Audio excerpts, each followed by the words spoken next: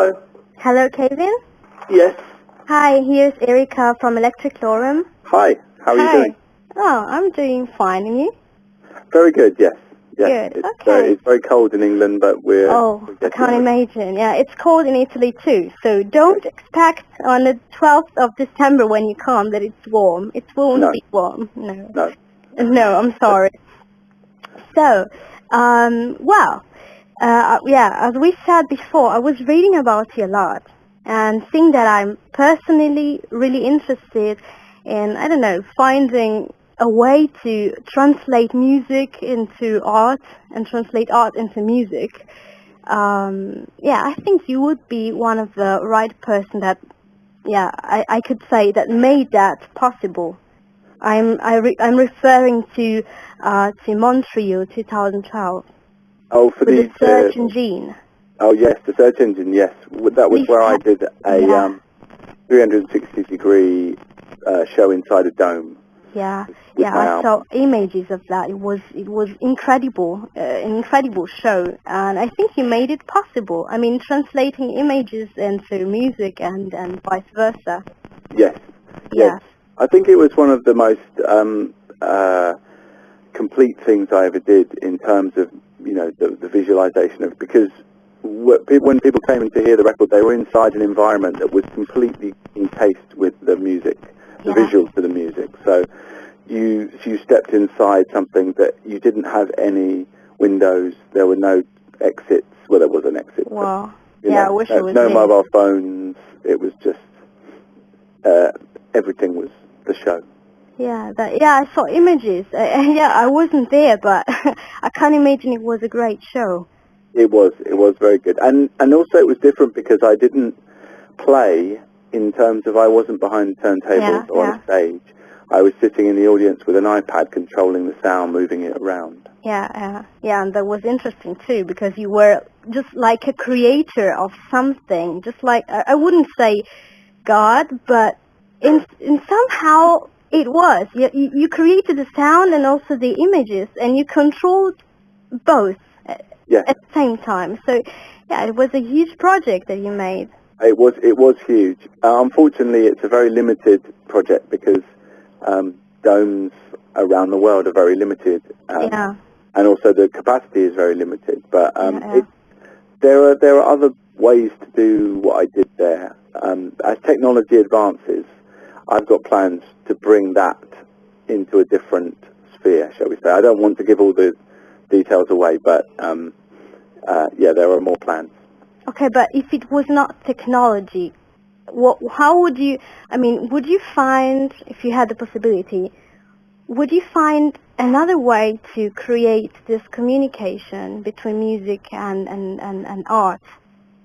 Well, I would try. The web is very good for that kind of thing, you know, because you can communicate with people constantly. Yeah, okay, no, I'm not referring to what you made. I am referring to something else. Do not think about technology. Do not think about physical things that we have.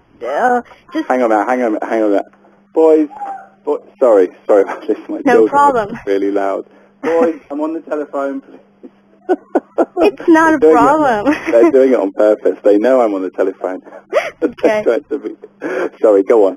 Yeah, so if you had the possibility to do it with energies and with something that really goes beyond the human technologies and the human knowledge, how would you do that? I'm not quite sure what you mean. Are you talking about alien technology? No, I'm not talking about aliens. I'm talking about, I don't know, human energies. Ah, I see. Like a sort of telepathy or something like that. Something like that. That would be amazing, wouldn't it? To literally beam the sights and sounds into someone's head. Yeah. Well, that can be done now. Because, well, not literally, but, you know, you can get closer to people's minds with things like Oculus Rift. Oh, you know this? Okay, you know this stuff? But you're still referring to technology solutions. Yeah. Okay. I don't think we're there yet mentally.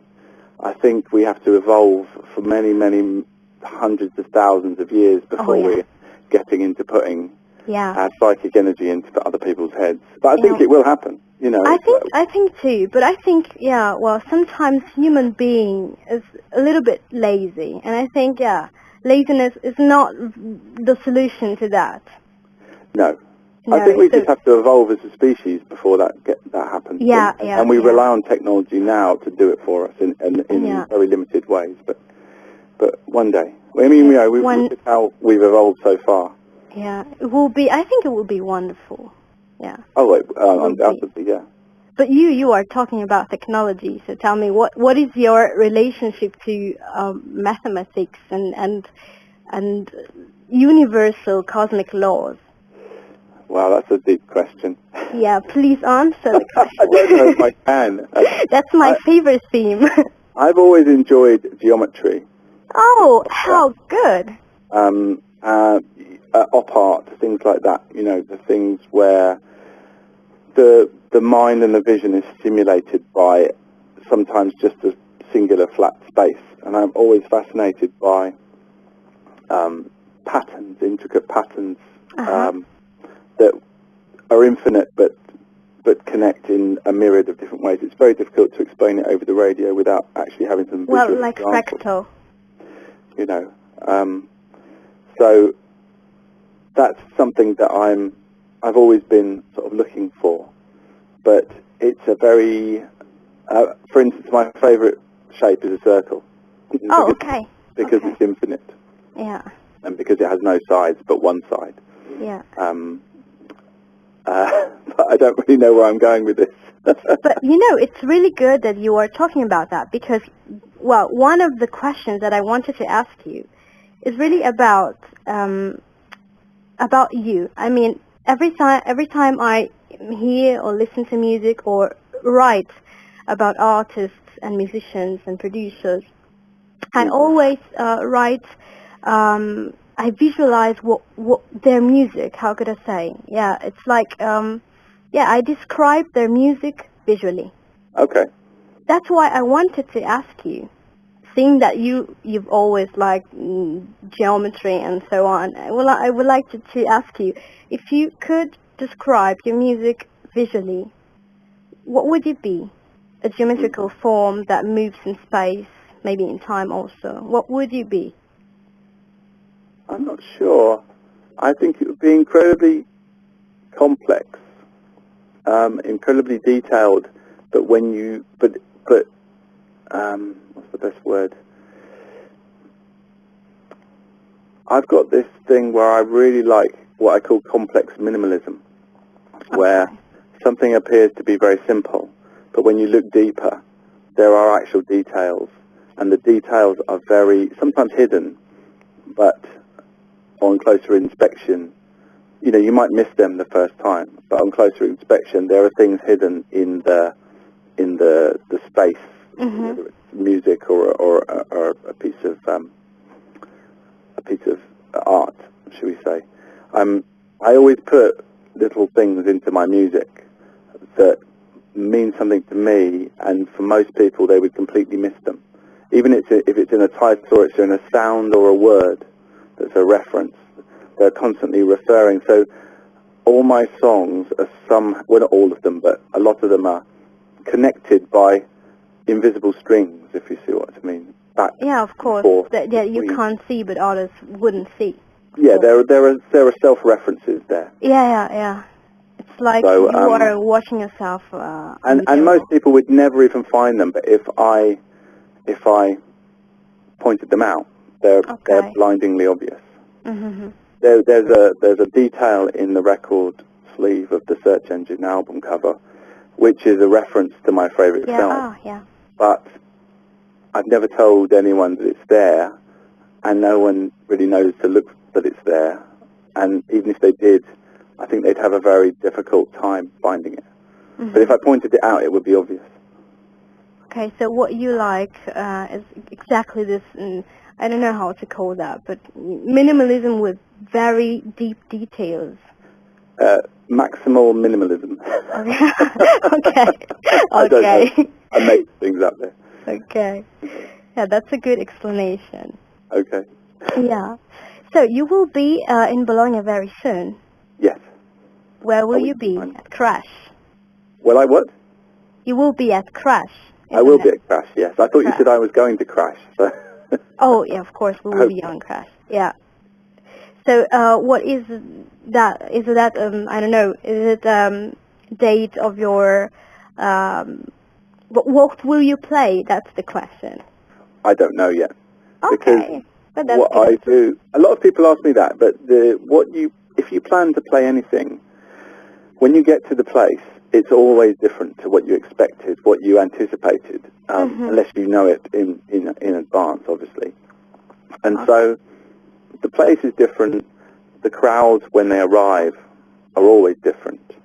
So what I do is I have a rough idea of what I want to play, and then I assess the crowd, the atmosphere, the room, the size of the room, you know, the amount of people there, and then I will maybe adapt it to that, so it's situation. Just like and then the trick is to constantly watch the crowd and listen to the crowd and see what they're doing and see if you're going in the right direction.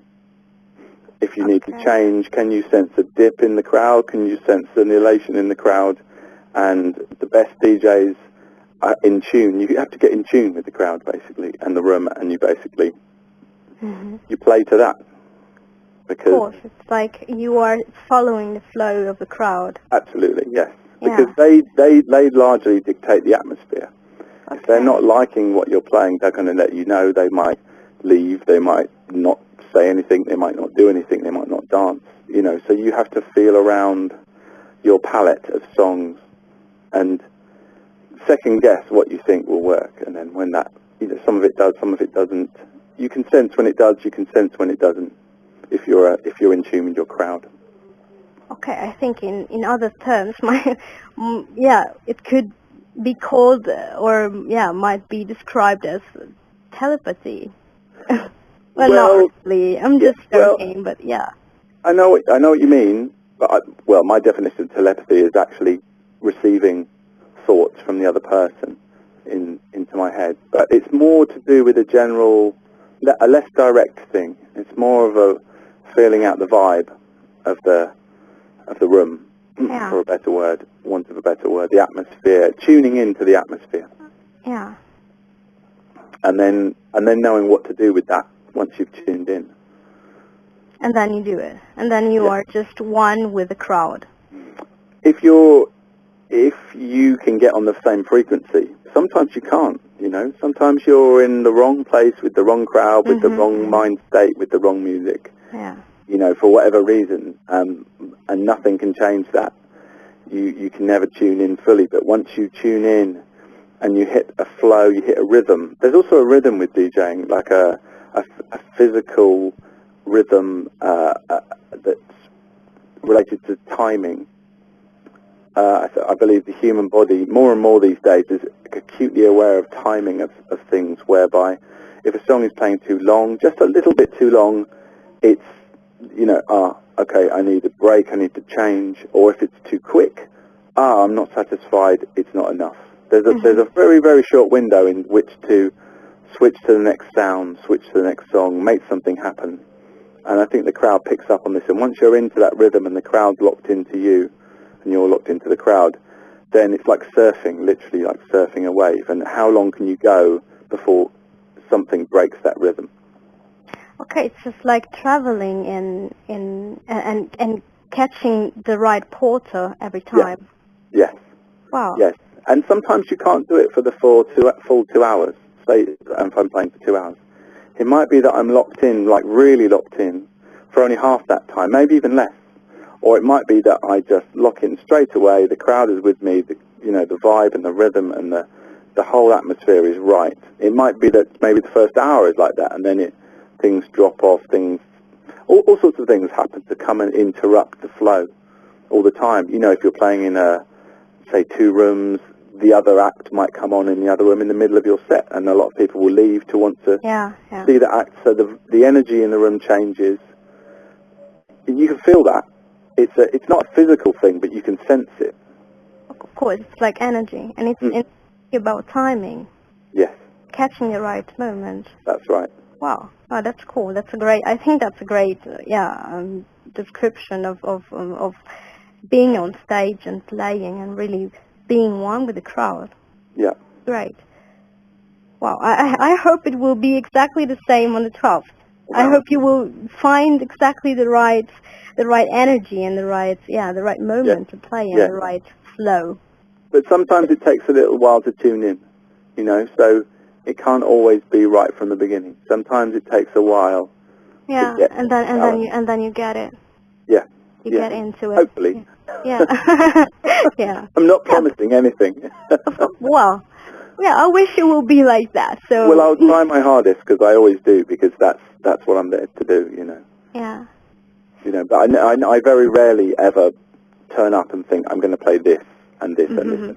It doesn't really work like that for me. It's once I've started, once the journey's begun, I have various building blocks that I can take from, and I think this is the right part for this moment, and then I will transition between this section of music and this style of music into this section, and then maybe after sort of 20 minutes I'm sensing, okay, we've had enough of this, now it's time to speed it up or slow it down, make it softer, harder, we need a break here. Also, the crowd needs a break occasionally. Yeah. If you're playing the same amount of music, the same style of music, the same tempo for, say, an hour, it's very, very monotonous after a while. It's very, very, it can be quite dull. Of course, for the people too, they're dancing, they're just, yeah. It's good for a certain amount, but then I think... But then, they need a change. They want some contrast, they want some light and shade, they want, well, I want some variation. So, yeah, but I find it interesting because I know many, many musicians or artists that they have to visualize exactly what they will do, to have the feeling that they will do it right. Okay. But I think that's something really different because, the way you do it, it's more like, it's like an instinct that you have. Yes. And it's probably more, it's more based on these energies. So it is not you. It is you with the crowd. Yes, yes. And I think, people that visualize that before, they just have one project on their mind, one thing that they have to do, and they do not realize what is actually happening. Yeah. I think. Yeah. So that's really good thing. I mean, a great method to work, I think. Yeah. Well, it comes from a lot of practice and a lot of experience as well. I mean, I've been DJing for nearly 30 years from when I first started to teach myself to DJ, and 20 years professionally, at least 21, I think. And so, obviously, I've been in a lot of situations. I've seen a lot of crowds, played in a lot of countries, and I've listened to a lot of music. So I have a lot to draw from. You have your palette. The artist has his palette. Yeah. And you draw from that what you need for that particular situation. Of course, and I think your experience will just bring you all these ways to work. Well, you hope, yes. Yeah, I think so. I mean, that's the difference between between someone that had a great experience and ages of playing and ages of experience, and someone who's just starting. Yes. Oh, there's a gulf of difference. Yeah. And also, if you think about it, if you're thinking about playing to, say, 300 or 400 people in a room, or 3,000 or 4,000 people in a stadium or a large hall, there's no way that can be the same experience. And I think a lot of DJs, when they're starting, they don't understand the different dynamic between spaces, stages, rooms, and crowds. Or when you're just playing for yourself. Yes, that's it. That's another thing. A lot of DJs practice in the bedroom alone with no crowd, and then they think this will work in a club. It's a totally different experience. Yeah, I can't imagine. For a start, a lot of the detail is lost in a club or a live, experience, because things need to be simpler. That tiny little detail in the music that you can hear perfectly in your own studio or bedroom is virtually, buried in the sound most times. Yeah, Yeah, and as we said, you are alone, so there is no crowd. You have to become, I don't know, one with. So yes, exactly. Completely different. Yeah. Yes. Yeah. So I think that would be a good advice you might give to people that just start. Probably not to think that what they are doing in their own bedroom is exactly the same thing that they would do on stage. Yes. Yeah. Well, it's one of those things that you can only really learn from the actual doing. Yeah, from the actual doing. In the same way as any performer on a stage, where they're an actor, actress, even a sports person training in a local gym or sports ground versus a stadium at an event. Where there is a crowd present, where there was just maybe a trainer before. It's so different. Yeah, that's the famous difference between reading and practicing. Yeah. I think. Actually, the best advice for a DJ beginning I can give is, if you're practicing in your bedroom for your first club gig, turn off the lights, because basically what you don't realise is that as soon as you get into a club, there's hardly any light, and you can't see half of the things that you normally can see in your bedroom or in your studio, and that immediately changes everything. It changes you, because you don't know where that switch or that button is or anything, So practice with the lights off for a bit. Well, I think that's a good advice. I like to play too. I play bass, and I always play with no lights. Oh, and really? Okay. Okay. Yeah, I think that's a great, I do it because I like it. I mean, it's a good way to, just to visualize something else and just because get into the instrument. So you're cutting out lots of distractions. Visual distractions. So you're really concentrated on what you're playing. Yeah. Yeah. So tell me, do you have, how are you going to develop DJ Food project? I don't know. You don't know. Well, you are the, I don't know how to say it. You just will improvise it. Yeah, I really take things as they come. What I tend to do is I work on instinct, and I start things. Sometimes I don't know why I start a project. I started, at the beginning of this year, I started posting flexi discs on my website, which are very cheap, disposable, flexible records, which don't get made that much anymore. And I didn't know why I was doing it. All I knew was that I'd been collecting them for years. I had a big collection, and they were strange records, and I'd want to show them off. So I started this thing. Halfway through the year, someone came to me. They said, we want to make a film about your collection. And then later on, this weekend, actually, I'm doing a talk about flexi discs at an exhibition. And so sometimes I'll just start doing things, and you don't realize who's watching and who's tuning in to you, via the medium of the internet, this is. And so sometimes what you put out there draws people to you, and that can also draw other opportunities as well. I've started writing for another website as a result of making the short film.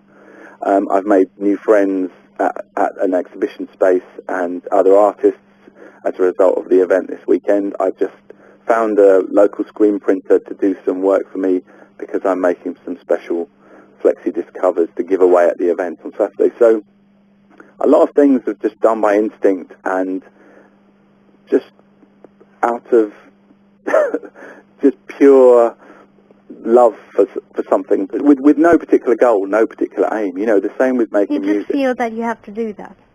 Yeah, and sometimes you don't know why. You have this urge to do something, and if you have the time and the energy and the resources to do it, you can do it. And things always happen as a result of doing those things.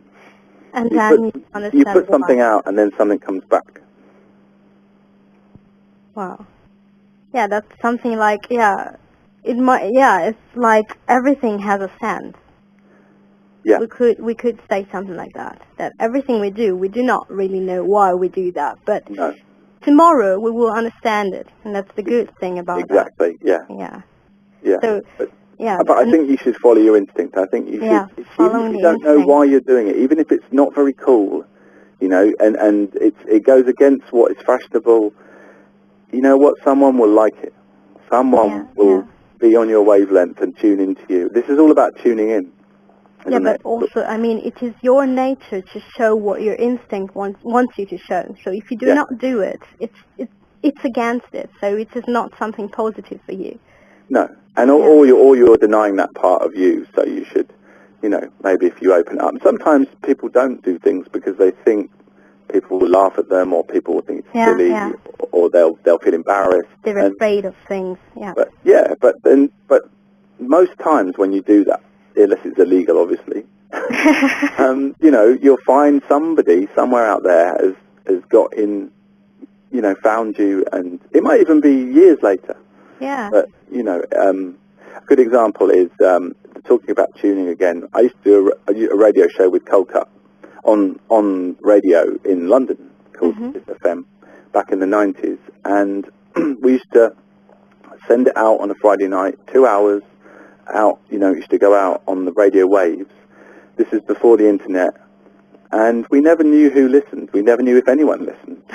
But I found out since, in the last 20 years, many, many, many people listened because they came and told me.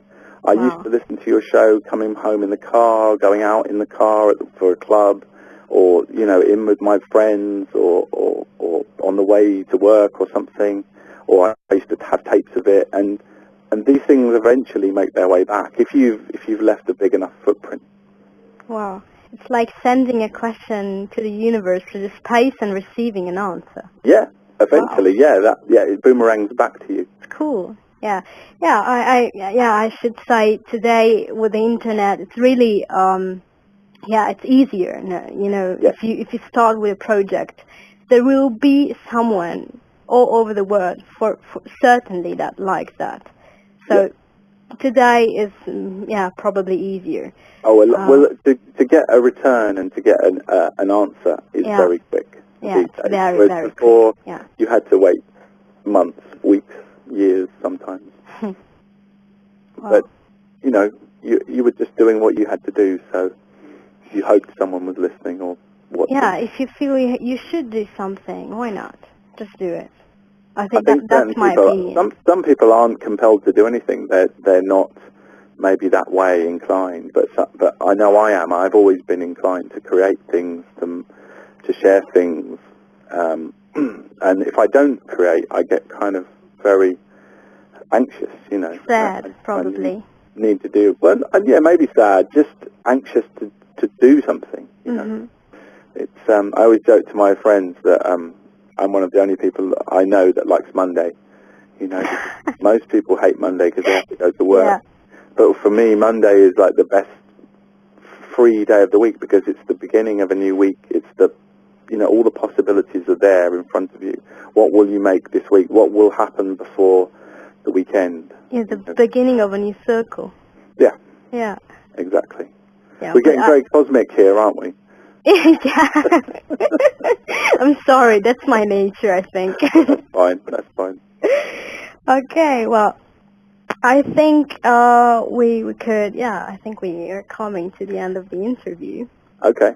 Just because I don't want to steal lots of time to your children, so so I'll let you go, and I hope we will meet on December, on the 12th.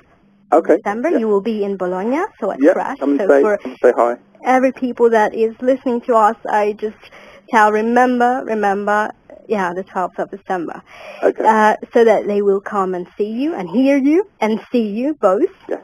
Yeah. And visualize all your energies and colors and so on. And let's hope I can tune in to them. What, please? Let's hope I can tune in to the crowd. Oh yeah. Let's hope that. But I'm quite sure it will happen.